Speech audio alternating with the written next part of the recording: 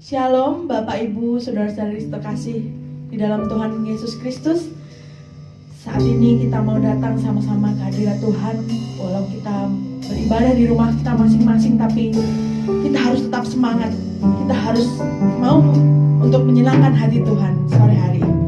Terima kasih Bapa, terima kasih buat kasih setiamu Tuhan yang tak pernah berkesudahan dalam hidup kami Tuhan Yesus. Tuhan, saat ini kami rindu datang ke hadirat-Mu Tuhan. Kami rindu untuk memuji dan menyembah nama-Mu Tuhan Yesus.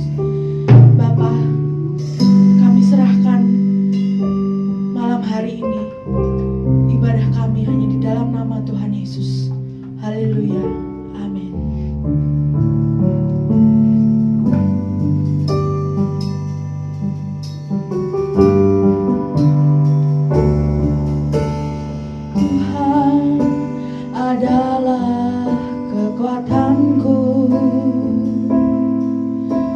Bersama Dia ku tak akan goyah.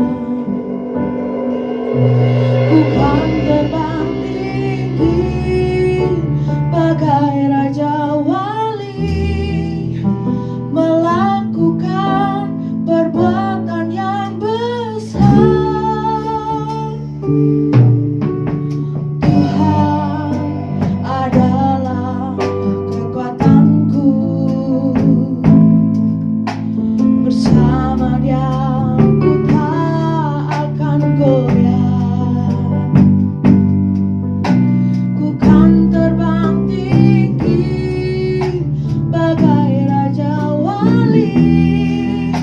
Melakukan perbuatan yang besar.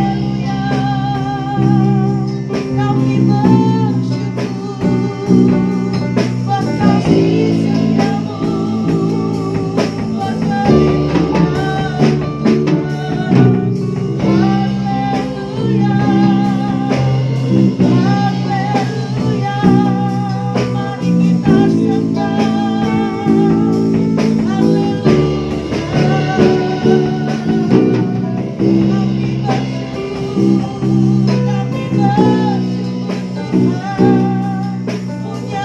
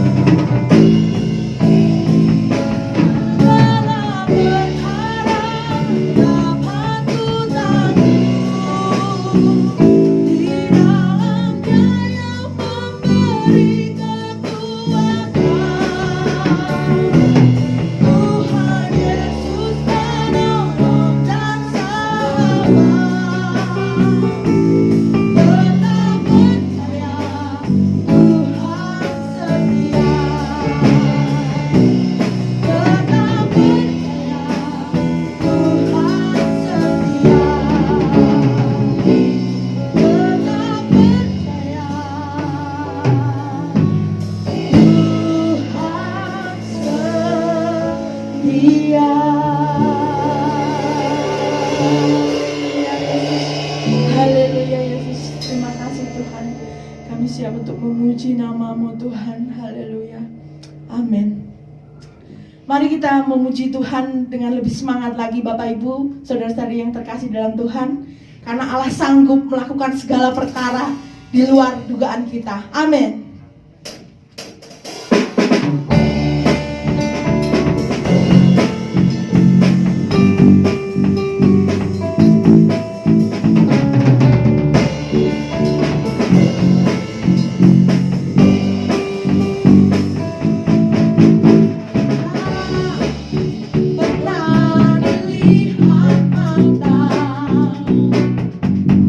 Yang tak pernah didengar.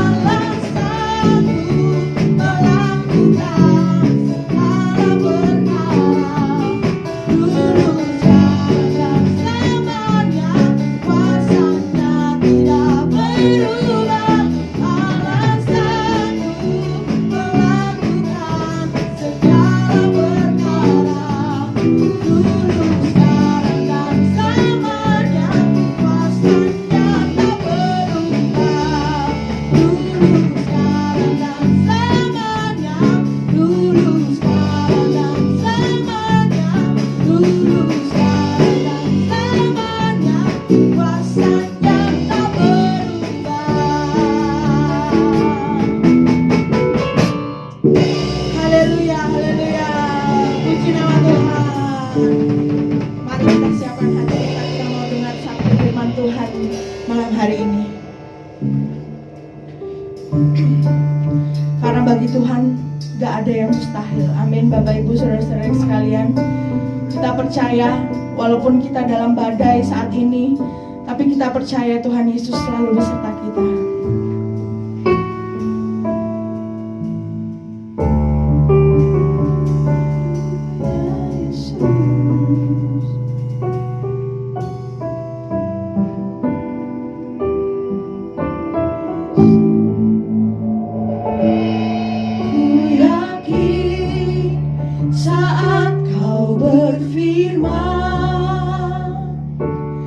Ku menang saat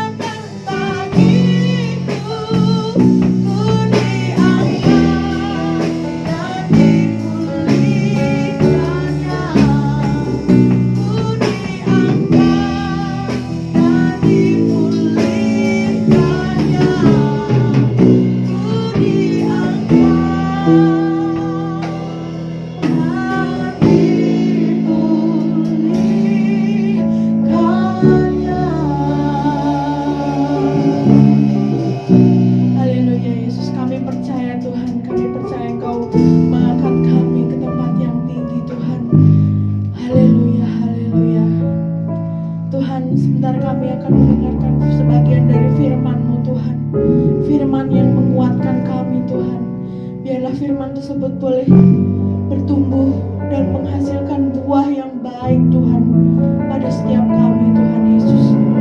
Tuhan, kami tidak dapat berjalan tanpa firman-Mu Tuhan Yesus, tanpa kekuatan yang daripadamu Tuhan. Urapi hamba-Mu Tuhan Yesus yang akan membawakan firman-Mu.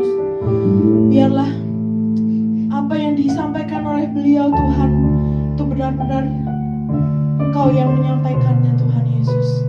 Terima kasih Yesus, terima kasih Tuhan. Kami siap mendengarkan firman-Mu hanya di dalam nama Tuhan Yesus. Haleluya. Amin. Shalom saudara semua. Tadi kita sudah memuji dan menyembah Tuhan, dan saya percaya bahwa memang tidak ada yang mustahil bagi orang yang percaya. Apapun yang kita hadapi akhir-akhir ini, kita percaya bahwa Tuhan sanggup menolong saudara dan saya. Nah, oleh sebab itu menjadi tugas saya untuk kita sama-sama belajar kebenaran firman Tuhan, apa yang Tuhan ajarkan tentang situasi-situasi yang sedang kita hadapi saat ini, supaya iman kita makin dikuatkan dan kita makin diperbarui.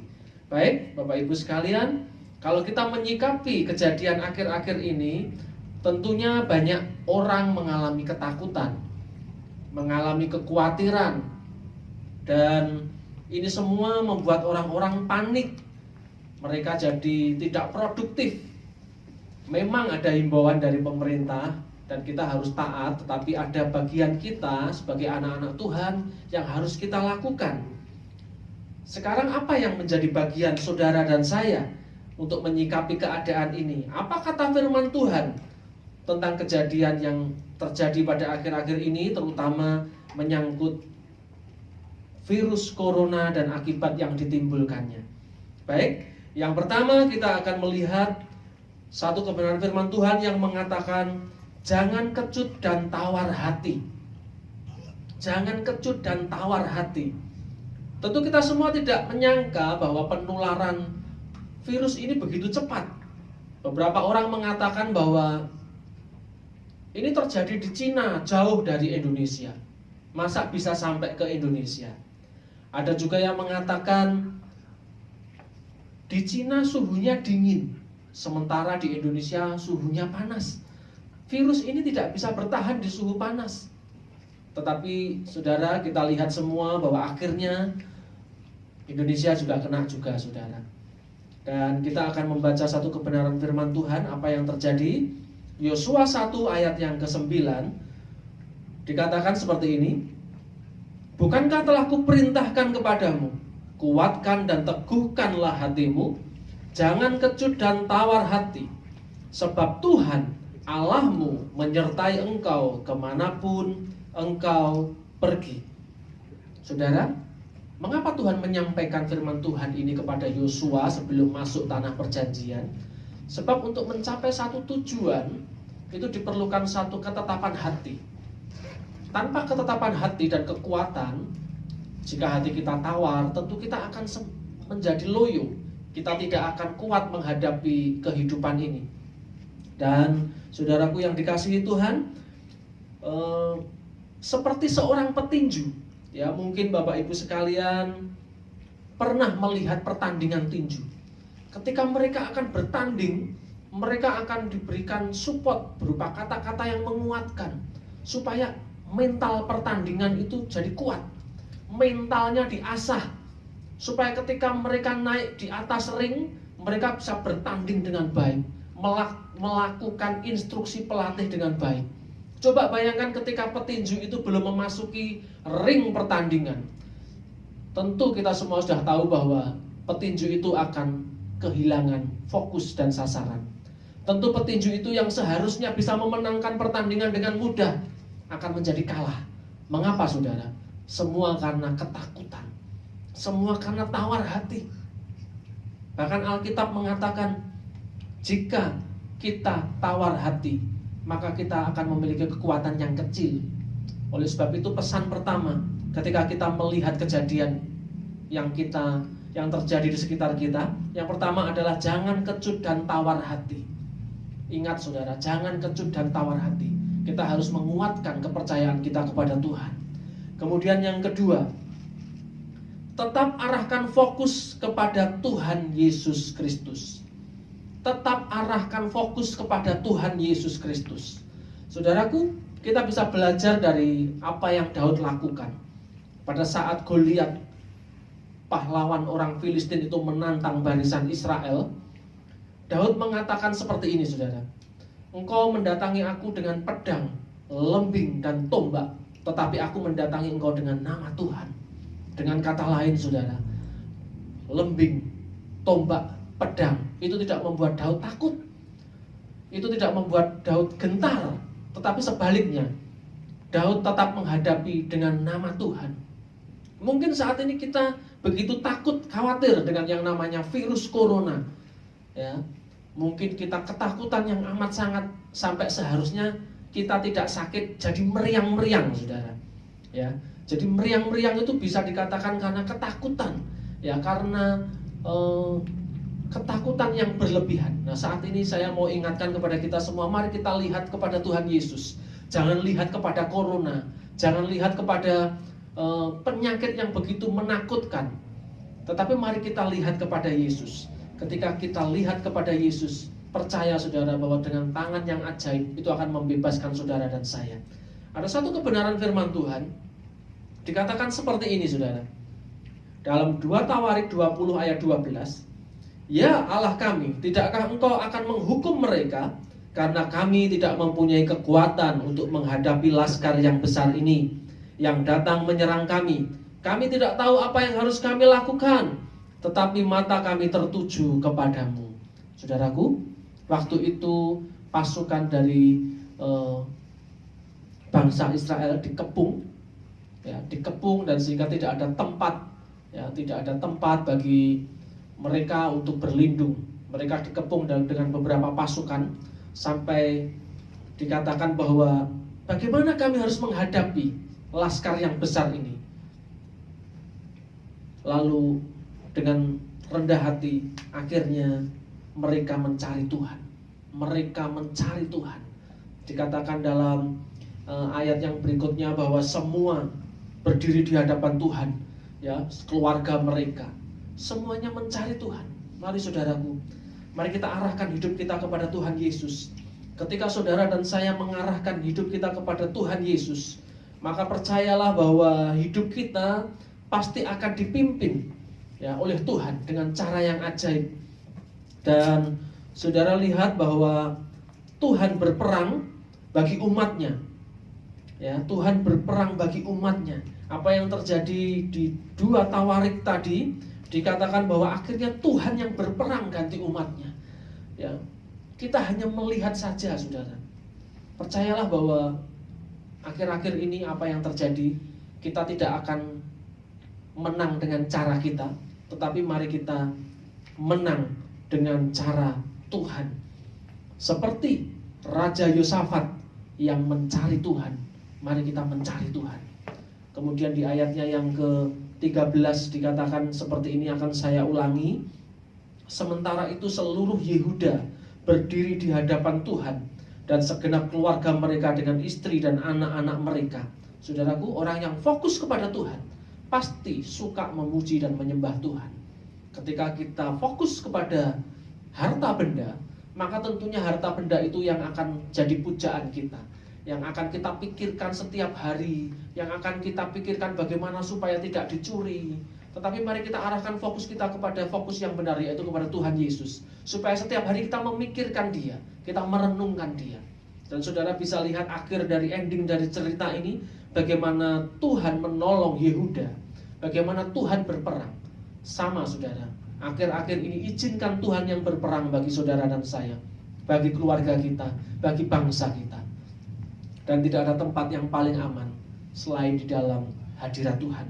Dan sebagai penutup, saudaraku yang dikasihi Tuhan, saya akan membacakan satu kebenaran yang tertulis di dalam Roma 13 ayatnya yang pertama sampai ke 4a.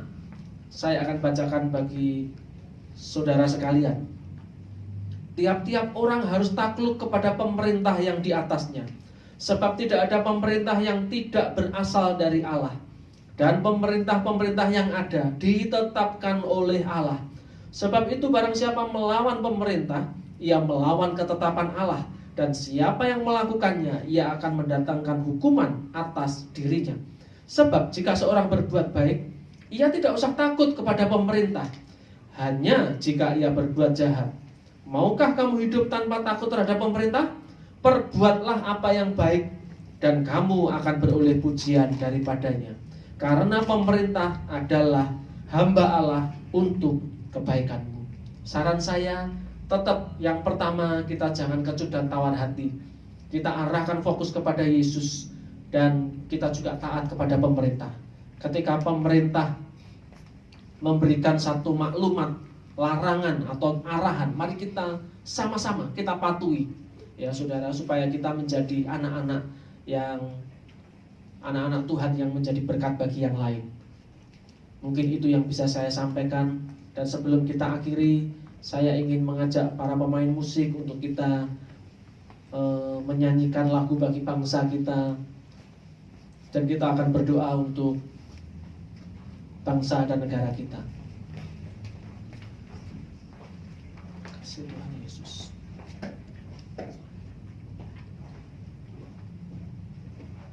Terima kasih Tuhan Yesus. Terima kasih Tuhan Yesus. Tuhan, firman-Mu sampai di sini disampaikan, tetapi kami percaya Tuhan bahwa oleh karena tuntunan-Mu, oleh karena penyertaan-Mu saja yang membuat umat-Mu diberkati, yang membuat umat-Mu berkemenangan, yang membuat umat-Mu dipelihara secara sempurna. Terima kasih Tuhan Yesus, kami bersyukur. Biarlah ini menjadi doa, permohonan dan ucapan syukur kami bagi bangsa ini. Terima kasih Tuhan Yesus.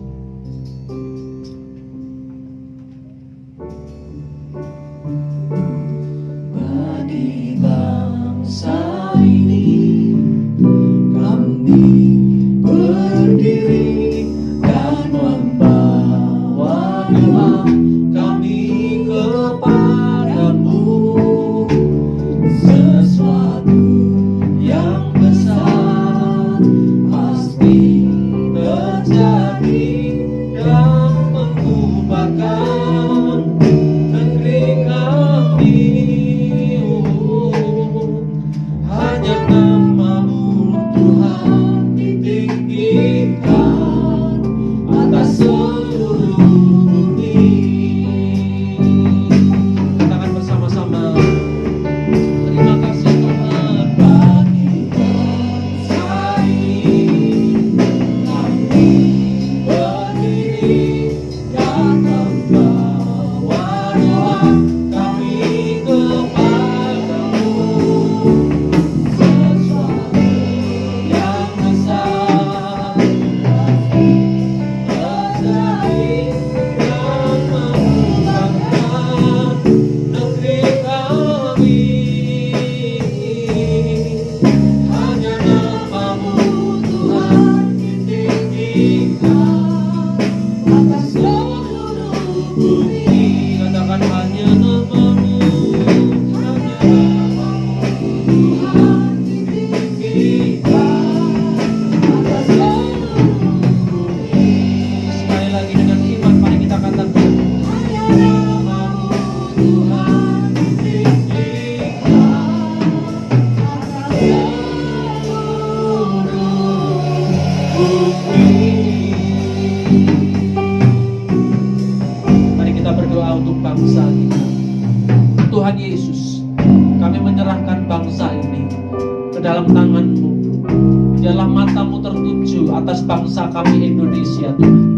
Kami percaya bahwa mata Tuhan mengawasi negeri kami dari awal tahun sampai akhir tahun. Kami percaya bahwa Tuhan menggemburkan tanah negeri kami Tuhan. Dengan dirus hujan Engkau mengairi sawah-sawah kami Tuhan. Dan kami percaya Tuhan, ekonomi di bangsa kami akan pulih. Masyarakat Indonesia akan pulih. Bangsa kami akan dipulihkan. Kami minta Tuhan supaya Engkau melawat bangsa kami. Melalui kejadian ini Tuhan, biarlah kami semua kembali untuk kami mencari Tuhan, untuk kami mengandalkan Tuhan. Terima kasih Tuhan Yesus. Kami juga berdoa Tuhan untuk setiap keluarga demi keluarga yang melihat siang supaya Engkau memberkati mereka. Berkati apa yang menjadi pekerjaan mereka, berkati apa yang menjadi kesibukan mereka, berkati apa yang menjadi pergumulan mereka. Kalau mereka yang sakit, bilur-bilur-Mu Tuhan menyembuhkan dalam nama Yesus. Terima kasih Tuhan Yesus, kami bersyukur. Akhirnya Tuhan, kami beralaskan doa, permohonan, ucapan syukur kami hanya di dalam nama Yesus. Kami berdoa dan mengucap syukur. Haleluya. Amin. Tuhan Yesus memberkati.